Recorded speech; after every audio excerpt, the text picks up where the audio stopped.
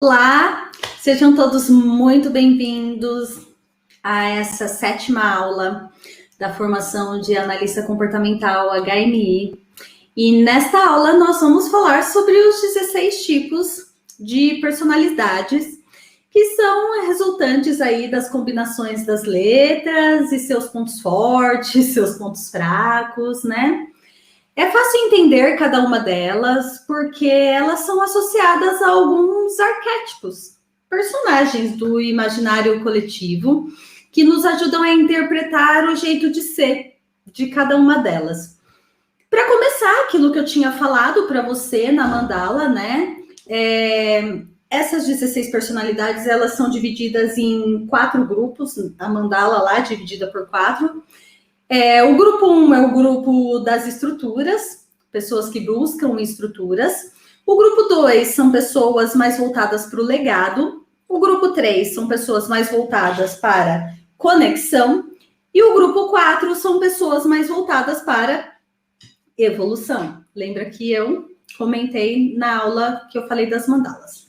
E para cada um desses grupos existem mais 4 tipos de personalidades, também com nomes aí criativos que representam os arquétipos dos estudos de Jung.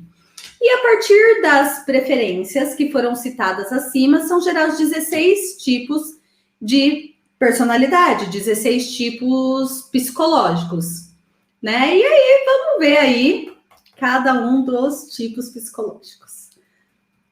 Então, nós temos o ENFJ, que é o mentor, e o mentor são líderes com muito carisma, capazes de inspirar a audiência, eles são altruístas, são bons comunicadores e tendem a confiar demais nas pessoas, tá?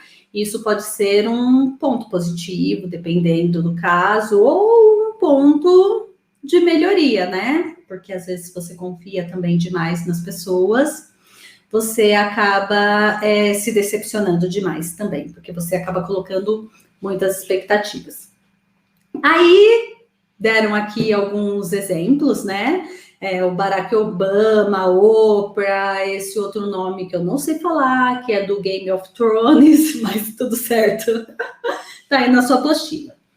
Aí tem um outro tipo, que é o ENFP, que é o inspirador. Então, são exemplos criativos, cheios de entusiasmo, são sociáveis, são independentes e são considerados espíritos livres, assim, sabe? Pessoas que buscam mais a liberdade. Acredito que aí por conta do N e por conta do P, tá? E a emoção também, né? Que acaba fazendo buscar um pouco isso. Eles representam aí uns 7% da população. E aí tem como exemplo Will Smith, Quentin Tarantino, não sei quem é, Robert Downey Jr. também. O ENTJ, que é o imperador. E o imperador, eles são líderes muito energéticos, ousados, criativos, são carismáticos, confiantes, mas também são extremamente aí racionais. E eles formam apenas 3% da população. Aqui embaixo tem alguns exemplos de pessoas, personagens, tá? Aí nós temos o inovador, que é o ENTP, e o inovador são pessoas muito espertas, curiosas, estão sempre buscando por desafios, porque eles têm como meta adquirir novos conhecimentos, adorando processos de discussão mental. E aí nós temos aqui também alguns exemplos. O ESFJ, que é o cônsul, eles são muito atenciosos, sociáveis, populares, e estão sempre dispostos a fornecer ajuda. Eles correspondem aí a 12% da população, e aí também tem alguns exemplos de pessoas, né, famosos ou personagens. Temos o ESFP, que é o motivador. Eles são muito espontâneos, animados, frequentemente estão procurando encorajar os outros, são muito sociáveis. Alguns exemplos aqui também. Vocês perceberam que a gente começou com o E, né? Depois a gente vai para o I. Aí nós temos aqui o ESTJ, que é o executivo, que eles são honestos, são ótimos administradores, são inigualáveis gerenciadores, tanto de coisas quanto de pessoas, representam aí 11% da população. Temos o ESTP, que é o empreendedor, e eles são inteligentes e energéticos, são pessoas com percepção bastante aguçada, ao P aí, né? E que gostam de arriscar. São 4% da população. Agora nós vamos para o tipo mais voltado com a energia do I. O conselheiro são idealistas, são místicos, capazes de tomar medidas concretas para alcançar seus objetivos, têm opiniões fortes, eles buscam aquilo que eles acreditam, tentando sempre impactar positivamente os que estão à sua volta. É considerada a personalidade mais rara, tá? Porque representa menos de 1% da população mundial. Olha só, se você é conselheiro, você é peça rara. Tem alguns exemplos aqui. Aí temos o INFP, que é o integrador. Então, o integrador, eles são tímidos, altruístas, idealistas, buscam sempre enxergar o melhor de cada situação, são calmos, reservados, guiados por seus princípios e representam aí 4% do total de pessoas no mundo. Temos o INTJ, que é o estrategista, que ele tem alta criatividade, eles são estrategistas, ambiciosos, têm um plano para tudo, eles são muito raros também, estima-se que compõe apenas 2% da população. Aí nós temos o INTP, que são os pragmáticos, que eles são muito inventivos, criativos, são considerados os mais logicamente precisos das 16 personalidades. É o grupo que envolve os responsáveis pelas principais descobertas científicas da história. Constituem apenas 3% da população. Tem o ISFJ, que é o defensor. Eles são muito protetores, acolhedores, são empáticos, tendem a envolver as pessoas de quem gostam com muita bondade, generosidade, e compõem quase 13% aí da população. Tem o ISFP, que é o audacioso, são artistas muito flexíveis, gostam de explorar e experimentar novas coisas, buscam contestar padrões tradicionais e compõem aí quase 8% da população. Você vê, gente, aquilo que a gente falou da timidez, que não tem nada a ver?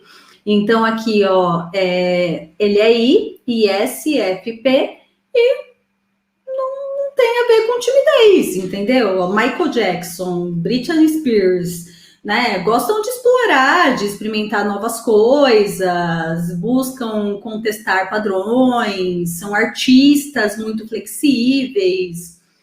Não tem necessariamente a ver com a timidez o fato de você ser, tá?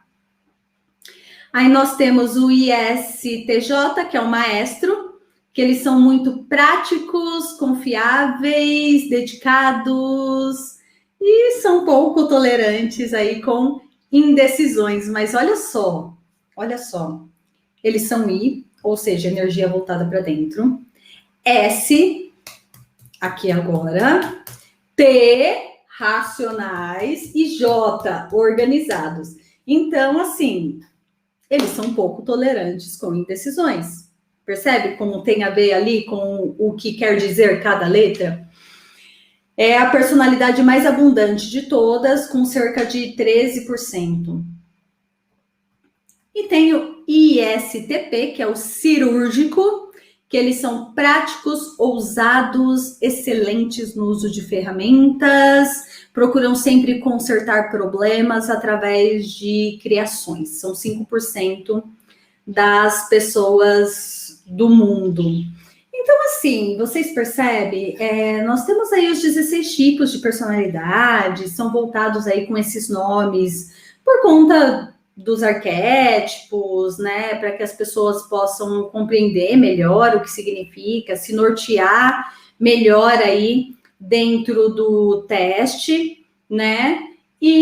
Mas o mais importante é aquilo tudo que a gente falou em todas as outras aulas e que eu fui dando exemplos para vocês em todas as outras aulas, né? E aí, assim, quanto mais você sabe, né, sobre o seu perfil, quanto mais você conhece o HMI, mais você consegue compreender, né, como essa ferramenta acaba impactando no autoconhecimento, no planejamento pessoal. Ele possui um embasamento da ciência comportamental, representa uma das teorias mais aclamadas de Jung, né? E foi traduzido aí por um teste prático. Esse formulário ele é reconhecido como uma forma assertiva, simples, confiável para identificar as tendências comportamentais.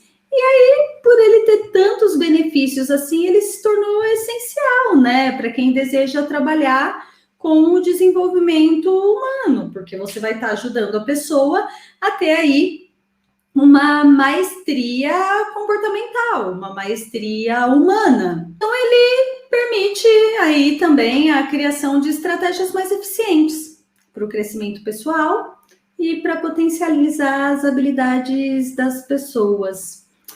Bom, essa aula foi mais rapidinha, né? Mais falando aí dos 16 tipos de personalidade. E na próxima aula, nós vamos falar um pouco mais aí sobre o laudo, sobre a devolutiva, e na próxima aula, vamos ver se não ficar muito comprido, sobre como você pode divulgar, como você pode vender aí o HMI, ok?